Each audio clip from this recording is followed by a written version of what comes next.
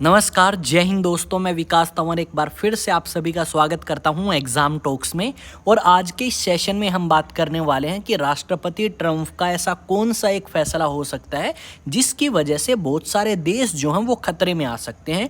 और साथ में इस वीडियो में ये जानने वाले हैं कि जो नॉर्थ अटलांटिक ट्रीटी ऑर्गेनाइजेशन है उसका क्या महत्व है, क्या दिन प्रतिदिन उसका महत्व कम होते हुए नजर आएगा या फिर नहीं। सब कुछ हम यहाँ पे डिटेल में डिस्कस करने वाले हैं, तो वीडियो को स्टार्टिंग से लेके एंड तक जरूर देखें, क्योंकि इस न्यूज़ के ऊपर बहुत सारे न्यूज़ आर्टिकल्स जो हैं लिखे गए हैं। तो यहाँ पे सबसे पहले हमें समझना होगा कि नॉर्थ अटलांटिक ट्रीटी ऑर्गेनाइजेशन है क्या।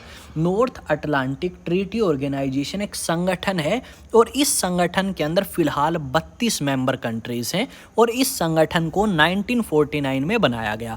अब 1949 में कुछ आपके कह सकते हो पश्चिमी देश और उसके अलावा यूएसए, कनाडा जैसे देश भी शामिल थे। अब ये संगठन इसलिए बनाया गया था ताकि पश्चिमी देश और साथ में अमेरिका जो है अपनी सिक्योरिटी कर सके सोवियत संघ से। अब सोवियत संघ जो है वो तो टूट जाता है, पर नॉर्थ अटलांटिक ट्रीटी ऑर्गेनाइजेशन आज भी हमें अस्तित्व में देखने को मिलेगा। अब अगर बात करें कि सर आप थोड़ा सा बता सकते हो कौन कौन सी मेंबर कंट्रीज़ हैं और क्या इसकी रिलीवेंस है, तो यहाँ पे अगर बात करें तो कनाडा जैसा कंट्री, यूएसए जैसा कंट्री, उसके अलावा यूके, फ्रांस, स्पेन, पुर्तगाल, इटली, जर्मनी, बहुत सारी मेंबर कंट्रीज़ आपको देखने को मिलेंगी। और वो देश भी देखने को मिलेंगे जो पहले सोवियत संघ का पार्ट थे पर आज के समय में आपका नॉर्थ अटलांटिक ट्रीटी ऑर्गेनाइजेशन का पार्ट है, जैसे Latvia, Lithuania, Norway, Finland, Sweden, इस तरीके की कंट्रीज़ भी हमें देखने को मिलेंगी। यहाँ तक कि तुर्की भी नॉर्थ अटलांटिक ट्रीटी ऑर्गेनाइजेशन का पार्ट है। और यहाँ पे आर्टिकल नंबर 5 जो है नॉर्थ अटलांटिक ट्रीटी ऑर्गेनाइजेशन का,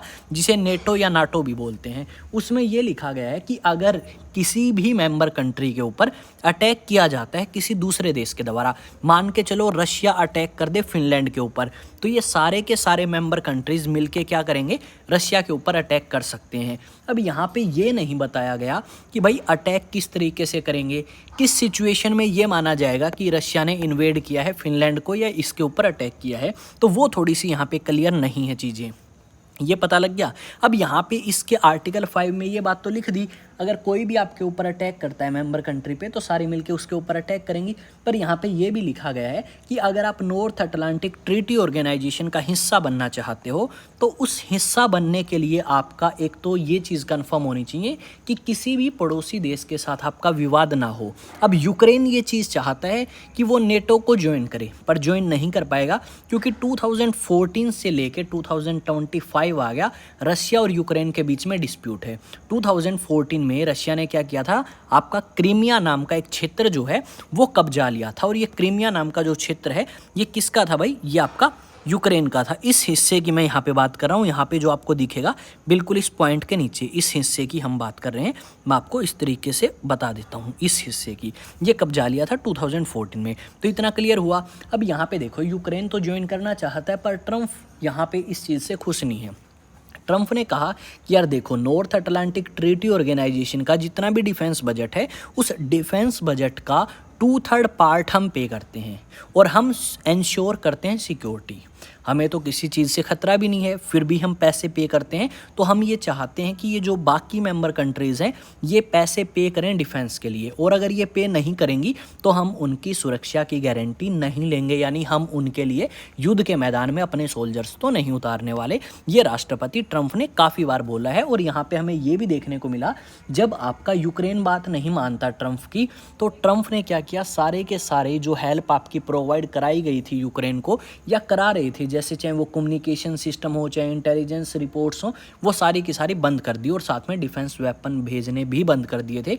जब आपका यूक्रेन माना उसके बाद दोबारा से वो सारी फैसिलिटीज़ प्रोवाइड कराई गई यूक्रेन को। यानी आप कह सकते हो एक तरीके से अगर 2/3 यानी आप कह सकते हो 60 से 70% अगर अमेरिका पे करेगा बजट जो आपका नॉर्थ अटलांटिक ट्रीटी ऑर्गेनाइजेशन का है, तो कहीं ना कहीं वो अपना प्रभाव जो है वो तो डेफिनेटली जमाएगा। ये तो दिखाएगा कि भाई देखो हम पे करते हैं ना, तो हम ही उस चीज़ को यूटिलाइज़ करेंगे और हम ही हमारा प्रभाव जो है वो जमा के रखेंगे। यहाँ पे इस मैप में आप आराम से देख सकते हो, ये यूक्रेन का क्षेत्र है। यहाँ पे अब ये बात आती है कि सर ये नॉर्थ अटलांटिक ट्रीटी ऑर्गेनाइजेशन कितनी ज़्यादा एफिशिएंट है, क्या कभी इन्होंने ऐसा किया है कि भाई अटैक कर दिया हो?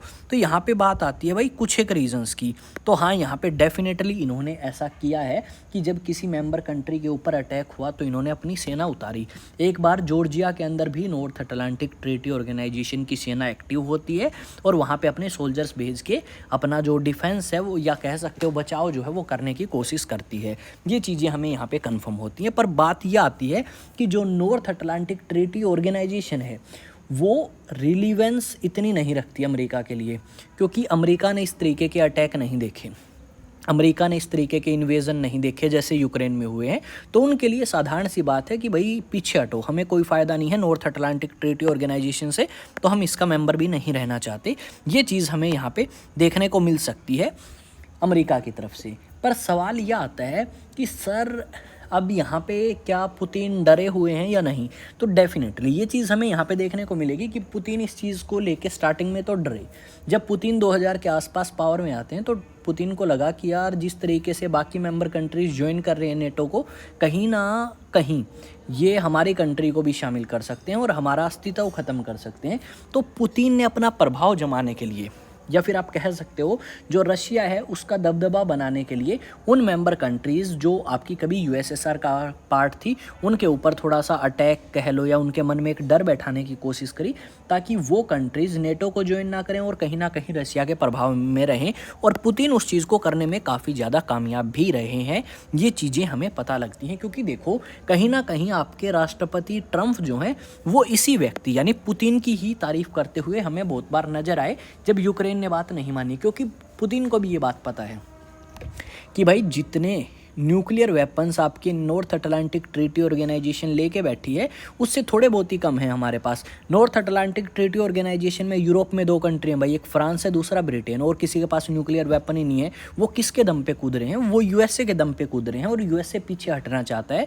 यूएसए बोलता है यार हम हमारे टैक्स पेयर्स के पैसे आपके लिए क्यों लगाएं, जबकि हमने तो ना कोई युद्ध देखा और ना ही फिलहाल हमारे कह सकते हो बराबर कोई खड़ा होने वाला कंट्री है। तो ये सारी चीज़ें हमें यहाँ पे देखने को मिलेगी। आज के इस सेशन में हमने इस रशिया की बात करी, साथ में यूक्रेन की बात करी और कुछ हमने बात करी है इसके बारे में यानी यूनाइटेड स्टेट्स के बारे में। यानी आप कह सकते हो कि आने वाला समय जो है वो कह सकते हो बहुत बदलाव लेके आ सकता है अपने साथ, क्योंकि अभी 4 साल ही मान सकते हो ट्रंप को पावर में वो रहेंगे अगले 4 साल, और उन 4 सालों में बहुत उतार चढ़ाव हमें यहाँ पे देखने को मिल सकते हैं। अब बात आती है कि सर चलो आपने बताई अच्छी बात है, अब कुछ और अपडेट है क्या? तो डेफिनेटली देखो कोई भी स्टूडेंट जो क्लास 1 से लेके और 12th तक का ऑनलाइन ट्यूशन चाहता है, चाहे वो किसी भी सब्जेक्ट का हो, physics, chemistry, math, social science, history, geography, कुछ भी, ठीक है, तो आप डेफिनेटली अप्रोच कर सकते हैं। किस नंबर पे? इस नंबर पे आप अप्रोच कर सकते हैं, अपना रजिस्ट्रेशन जो है वो करा सकते हैं 9812579188 और अपना डेमो क्लास जो है वो बुक करवा सकते हैं। एक दिन की एक आपकी डेमो क्लास रहने वाली है। दूसरी, नेशनल डिफेंस एकेडमी की तैयारी करने वाले स्टूडेंट्स जो हैं IAS स्टडी सेंटर के ऑफलाइन बैचेज़ को ज्वाइन कर सकते हैं और साथ में ऑनलाइन बैचेज़ को भी ज्वाइन कर सकते हैं। ऑनलाइन की फ़ीस जो है वो GS फाउंडेशन की रहने वाली है 1999 और ये क्लासेस आपकी लाइव रहेंगी। ऑफलाइन की फ़ीस अलग है, उसके लिए रजिस्ट्रेशन कराएं या फिर आप अधिक जानकारी के लिए इस नंबर पे संपर्क कर सकते हैं। आई थिंक जो सेशन है हमारा वो अब पहले से ज़्यादा इंटरेस्टिंग होगा, क्योंकि हम चीज़ों को और ज़्यादा डिटेल में जानने की कोशिश करेंगे कि भाई रीज़न क्या है और किस तरीके से उदाहरण लेके हम समझ सकते हैं। आज घर पे गेस्ट आने के कारण मेरे को एकेडमी से जल्दी आना पड़ा, तो हम डिजिटल बोर्ड पे तो क्लास नहीं बना पाए, पर मैंने इसके थ्रू आपको ये मैसेज या ये क्लास पहुंचाने की पूरी कोशिश करी है। आई थिंक चीज़ें आपको समझ आई होंगी, आप मुझे फेस टू फेस जानते होंगे, डेली मैं आपकी क्लास लेता हूँ डिजिटल बोर्ड पे, तो मेरा फेस आपको दिखता है, तो डेफिनेटली मेरी आवाज़ में किसी भी प्रकार की समस्या नहीं होगी, समझ आ रही होगी। और अगर कोई समस्या है किसी भी चीज़ को लेके तो डेफिनेटली आप मुझे बता सकते हैं। मैं आपके लिए 24 घंटे तैयार हूँ, मैं उसके ऊपर काम करने के लिए तैयार हूँ। तो मिलेंगे एक नए सेशन में एक नई न्यूज़, नई अपडेट के साथ। तब तक जय हिंद, जय भारत और जय हरियाणा।